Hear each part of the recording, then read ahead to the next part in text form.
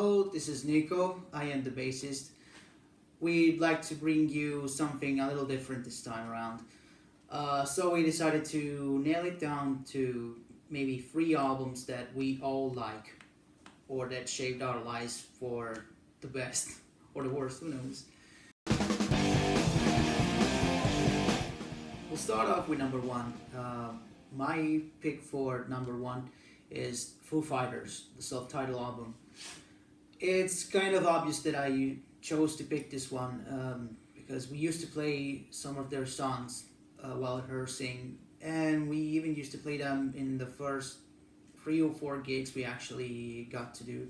I started listening to this right as I started listening to Nirvana a little less, actually.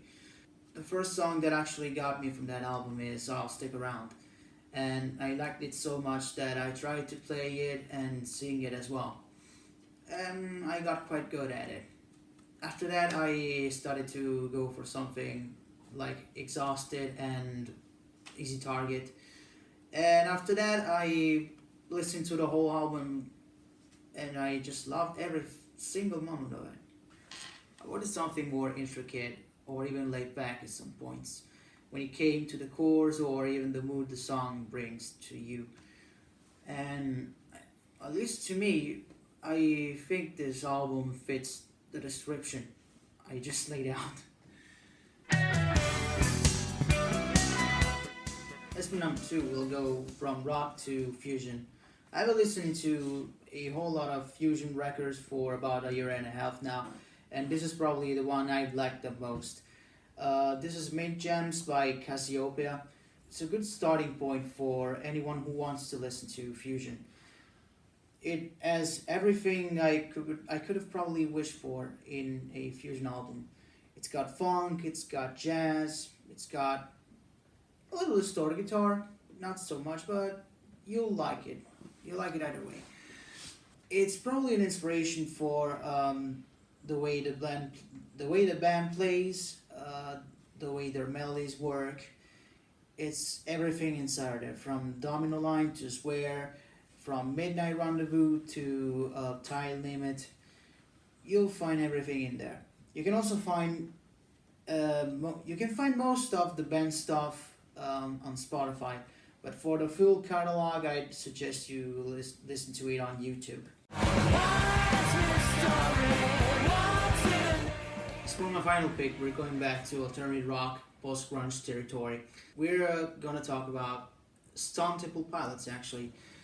This was produced right after Scott Weiland was arrested.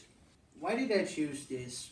Well, because it's actually my most favorite between these 3. It was introduced to me by Oliver last summer, I think. He told me to listen to 2 songs in particular. He told me to listen to Everybody Loves My Car and then John. And I actually liked them at first.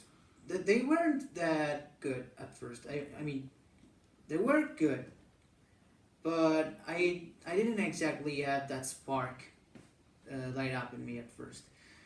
And then I started listening to them a little more, and I really loved them. I really loved them.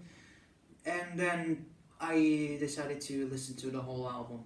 And I fell in love with it. Every single thing inside of that album, I fucking loved it. I loved everything. The chords, the mood, everything. The Elio brothers actually made their best work in there. At least that's what I think. I haven't listened to a whole lot of STP, but this is so good. This is so good. Right next to Tiny Music, which came out before this as well.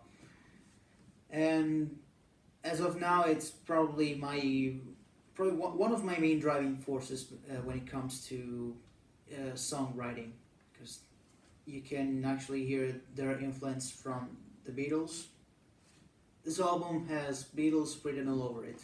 Even Oliver himself actually put it out to me that it really feels like a 90s version of the Beatles, with a lot more distortion, not that much screaming, but yeah, the songs are all pretty chill, they're pretty melodic as well. Even when it comes to the bass lines, they're pretty articulate, they're pretty melodic, and the sound of the bass is pretty bombastic as well. Overall, it's a really good album. You should listen to it. It's on YouTube. I think it's also on Spotify. Check for me, please. I really don't check Spotify that much anymore. That's all, folks.